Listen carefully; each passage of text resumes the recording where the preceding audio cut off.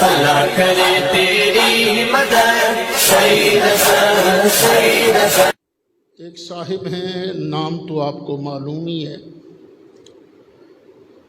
انہوں نے باغ فدق کا مسئلہ بیان کرتے ہوئے کہہ دیا کہ حضرت سیدہ طیبہ طاہرہ سیدہ زہرا پاک رضی اللہ عنہا نے جو فدق کا مطالبہ کیا تھا، اس مطالبہ کے وقت وہ خطاب پر تھیں۔ 2 مرتبہ اس بات کو دہرایا۔ تو میں نے بھی اپنی غلامی کا حصہ ڈالا تھا، میں نے کہا تھا یہ غلط ہے، توبہ کرنی ضروری ہے، بڑی مقدس بارگاہ ہے۔ اب دیکھیے، ہر مطالبہ خطا نہیں ہوتا۔ موسیٰ علیہ السلام نے بھی تو اللہ تعالیٰ سے مطالبہ کیا تھا نا، رب ارنی انظر الیک، یا اللہ مجھے اپنا دیدار کرا، میں تجھے دیکھنا چاہتا ہوں۔ تو کیا یہ مطالبہ غلط تھا؟ نہیں۔ اس میں کیا خطا تھی؟ ان کا مطالبہ تھا، نہیں پورا ہوا۔ حضرت سیدہ طیبہ طاہرہ عائشہ صدیقہ حضرت علی کے مشورہ سے نبی کریم علیہ السلام کی بارگاہ میں پہنچی کہ مجھے بھی ایک لونڈی مل جائے گھر کے کام کاج کے لیے، سب کو جو مل رہی ہیں مجھے بھی مل جائے۔ نبی کریم علیہ السلام گھر میں تشریف فرما نہیں تھے۔ حضرت سیدہ عائشہ صدیقہ نے پوچھا، بیٹی کیسے آئی؟ تو جواب دیا، اس لیے آئی ہوں کہ باقی کو بھی تو، مجاہدین کو بھی تو مل رہی ہیں نا، لونڈیاں مل رہی ہیں، غلام مل رہی ہیں، تو میرے شوہر بھی تو جہاد کرتے رہے ہیں، بلکہ جہاد میں نمایاں سب سے آگے آگے ہوتے تھے، تو ہمیں بھی ملنا چاہیے، چھوٹے چھوٹے بچے ہیں۔ تو حضرت عائشہ نے فرمایا، بالکل میں تیری سفارش کروں گی سرکار کی بارگاہ میں۔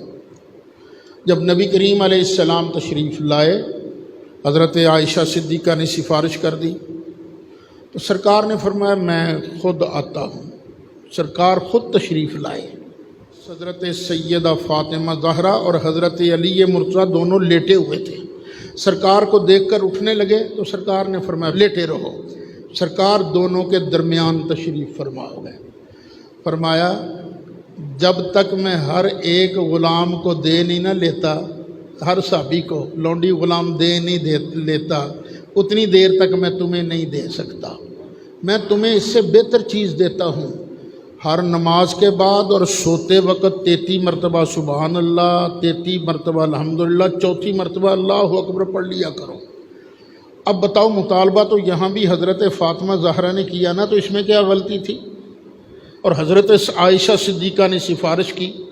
اگر غلط بات کی سفارش کی جائے تو وہ بھی غلطی ہوتی ہے۔ ہر مطالبہ غلطی نہیں ہوتا۔ حضرت فاطمہ زہرا نے فدق کا مطالبہ، اول تو میں مانتا ہی نہیں اس کو، یہ یاد رکھ لینا، یہ کہانی جو ہے نا سب گھڑی گئی ہے صحابہ کرام اور اہل بیت کے درمیان نفرت پیدا کرنے کے لیے۔ میرے پاس دلائل ہیں، کبھی وقت ہوا تو انشاءاللہ تفصیل سے بیان کروں گا۔ چلو مان لیا یار، مطالبہ کیا تھا، تو مطالبہ کرنے میں کیا غلطی تھی؟ ہاں، جب مسئلے کا پتہ چل گیا، سرکار نے فرما دیا، اس کے بعد اگر مطالبہ ہوتا تو پھر غلطی ہوتی تھی نا۔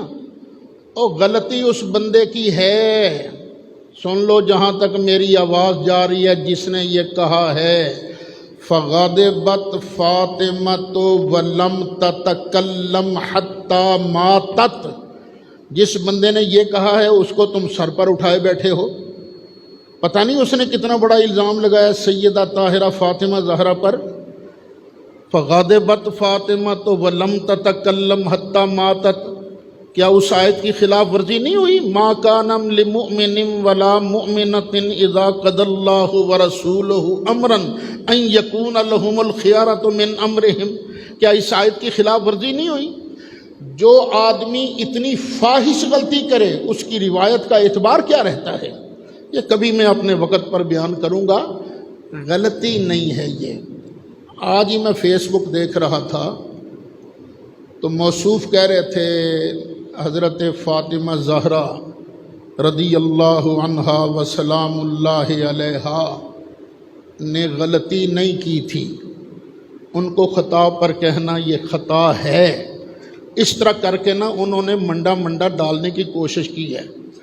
لیکن سن لیجئے، یہ رجوع نہیں ہوتا، توبہ نہیں ہوتی۔ توبہ کس طرح ہوگی کہ مجھ سے بیان کرتے ہوئے غلطی ہوئی، میں نے یہ کہہ دیا کہ جب حضرت فاطمہ زہرا نے مطالبہ کیا تھا تو خطا پر تھیں، یہ میرا کہنا خطا تھا، غلط تھا، میں اللہ کی بارگاہ میں توبہ کرتا ہوں، اللہ میری غلطی معاف فرمائے۔ توبہ دو ٹوک ہوتی ہے، گول مول لفظوں سے توبہ نہیں ہوتی۔ یہ ساری انانیت ہے نا کہ میں اتنا بڑا علامہ، میں اتنا بڑا فہمہ اور میں توبہ کروں چند مولویوں کے کہنے پر۔ یہ صرف چند مولوی نہیں ہیں، پاکستان کے 90% سے زیادہ علماء اور عوام سیدہ طیبہ طاہرہ حضرت زہرا کی غلطی نہیں مانتے۔ کیا تم مانتے ہو حضرت فاطمہ نے غلط کیا تھا؟ بولو نہیں، حضرت فاطمہ تو غلط نہیں ہے، وہ تو پاک ہیں، اللہ نے تطہیر، ہاں محفوظ ہیں، معصوم نہیں ہیں۔ لیکن یاد رکھنا، ایک ہے امکان خطا اور ایک ہے وقوع خطا۔ خطا کا ممکن ہونا اور چیز ہے، خطا کا واقع ہونا اور چیز ہے۔ زید ہے، ایک آدمی ہے، وہ انسان ہے، نبی تو نہیں ہے زید۔ اب کیا زید سے زنا ہو سکتا ہے کہ نہیں؟ بولو، ہو سکتا ہے۔ چوری ہو سکتی ہے کہ نہیں؟ ہو سکتی ہے۔ لیکن امکان کا یہ مطلب تو نہیں کہ بندہ کہہ دے نہیں تو زناکار بھی ہے، تو چور بھی ہے، تو ڈاکو بھی ہے، کیونکہ یہ تیرے کام سارے تجھ سے ہو سکتے ہیں۔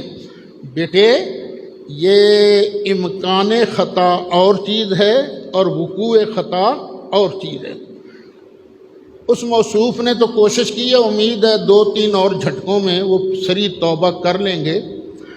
لیکن ایک مولوی صاحب اور بھی ہیں جنہوں نے فیصل آباد میں 2 عیدیں کرانے کی کوشش کی۔ ان مولوی صاحب نے اس موصوف کی تائید کی کہ انہوں نے بالکل ٹھیک کہا ہے۔ ان مولوی صاحب سے بھی میری اپیل ہے، میں نام نہیں لیتا ان کا، سمجھنے والے سمجھ رہے ہیں، ان کو بھی سمجھ آ جائے گی، میں نام نہیں لیتا ان کا، لیکن ان سے بھی اپیل ہے کہ ضد کا فائدہ نہیں ہوتا۔ دیکھو، میں سمجھتا ہوں اللہ نے مجھے عزت دی ہے، اللہ نے آپ کو عزت دی ہے، لیکن ہمیں یہ عزت کس کی وجہ سے ملی ہے؟ در مصطفیٰ کی غلامی کی وجہ سے، اسی کی وجہ سے ہے نا۔ اگر میں رسول اللہ کا غلام نہ ہوتا، اللہ معاف فرمائے مجھے، اگر میں در زہرا کا نوکر نہ ہوتا تو آپ نے مجھے پوچھنا تھا، تو سنتے لا لینی ہے سن جتیاں، تو ہمیں کون سیدہ زہرا دا گستاخ، نبی پاک دا گستاخ تو مسیطے بڑھ گئے۔ بیٹے، عزتیں ہمیں ملی ہیں بارگاہ مصطفی کی وجہ سے، عزتیں ملی ہیں ابو بکر صدیق کی غلامی کی وجہ سے اور حضرت فاطمہ زہرا کی غلامی کی وجہ سے۔